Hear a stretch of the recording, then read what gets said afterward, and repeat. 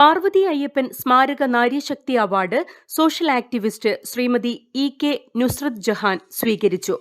മുസ്ലിം പെൺകുട്ടി മാവൂരിൻ്റെ പശ്ചാത്തലത്തിൽ മുസ്ലിയാർ കുടുംബത്തിൽ ജനിച്ച ഒരു പെൺകുട്ടി എയർലൈൻ ജോബിന് പോകുമ്പോൾ അത് നാണക്കേട്, അത് മോശം. അപ്പോൾ അത് യൂണിഫോം ഇടാൻ പാടില്ല, അതിങ്ങനെ അങ്ങനെ. ഓക്കെ, ഒന്നും വകവെച്ചില്ല, നേരെ മാത്രം നോക്കിപ്പോയി, ഒന്നിനും സങ്കടപ്പെട്ടതുമില്ല.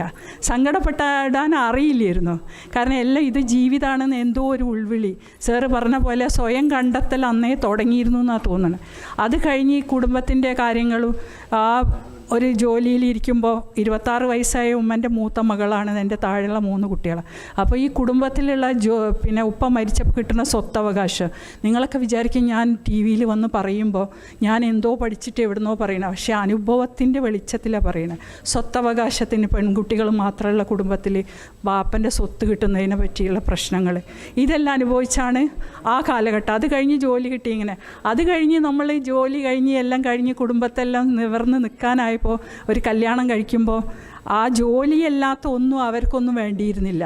നമ്മളെ സ്വാതന്ത്ര്യമോ നമ്മളെങ്ങനെ ഇത് ജോലി ചെയ്യണ എല്ലാവർക്കും അറിയാമല്ലോ. ഇപ്പോൾ ഇന്ന് രാത്രി ഒരു കൺട്രി മാനേജർ ഇന്ത്യ വരെയുള്ള സ്ഥാനം ഒരു ചെറിയ പോസ്റ്റിൽ തൊട്ടിട്ട് ഞാൻ ഇന്ത്യൻ്റെ കൺട്രി മാനേജർ ഇന്ത്യ വരെ ആയൊരു ലെവലിൽ ഞാൻ വന്നു എയർലൈനിൽ.